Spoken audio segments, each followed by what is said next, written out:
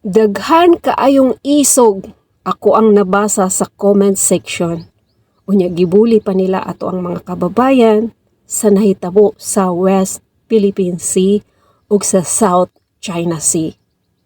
Proud kaayo ko sa atong mga kababayang sundalo ug sa ato ang mga kababayan sa Philippine Coast Guard.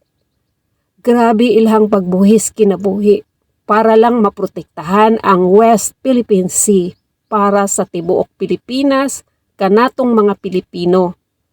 Gimaltrato man sila sa mga Chinese Coast Guard, giguba ilhang mga pandagat nga gisakyan, ang sakit pa ato ang sundalo nga naputlag tudlo tungod sa mga haras nga gihimo sa mga Tsekwa.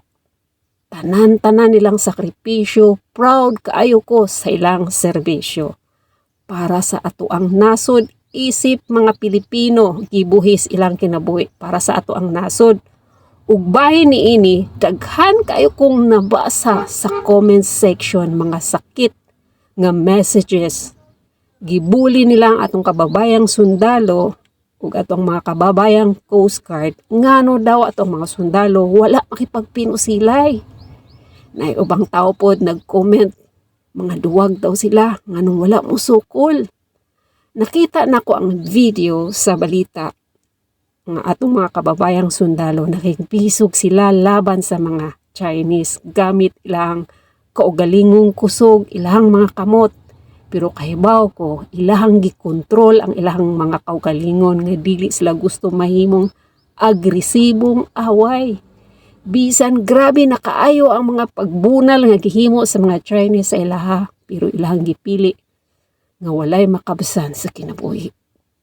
Kaning mga isog sa comment section bahin ani, pero nakalak ilang mga account, puro ingon nga, mga duwag sila, kay wala sila musukol.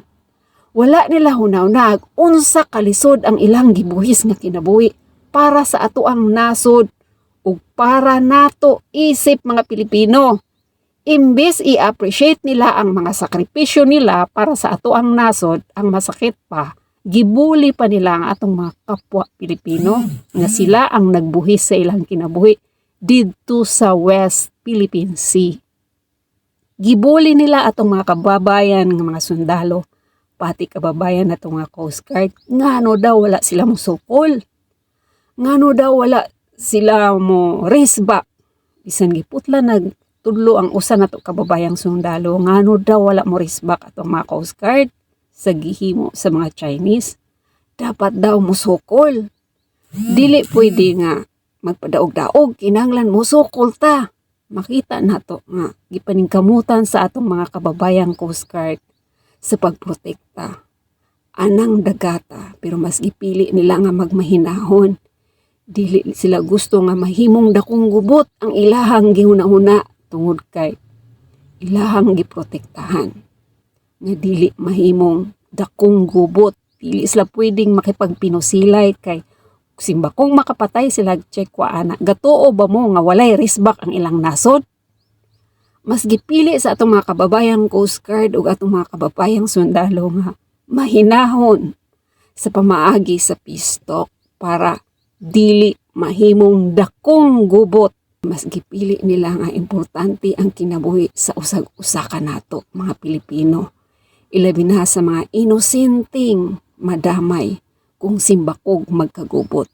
Pareha sa gitnang silangan karon, daghan kayong mga batang nawad ag kinabuhi, mga inosente. Adlaw-adlaw nakabsag kinabuhi, nadamay. Kamo mga isog diha, ayaw mo palabig ng inyong gibate kay simbakog magkagubot, wala tay kapadulngan kung kinsang nasod ang mosagop nato mga Pilipino. Usahay sa atong pagkaisog, gamiton po nato ang atong mga utok, dili puro na lang inisog. Kay kulang ang atong panagang, mas maayo pa ka ng inyong pag-inisog diha. Ikalma, mutabang mo pangamuyo diha sa inyong mga kaugalingon nga unta. Hatagag kalinaw nga madalara sa peace talk ang nahitabo karon sa West Philippine Sea ug sa South China Sea.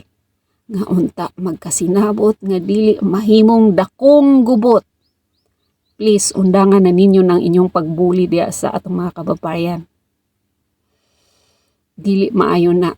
Pilion nato nga magampo nga unta malinawon madala sa peace talk ang conflict sa West Philippine Sea ug sa South China Sea.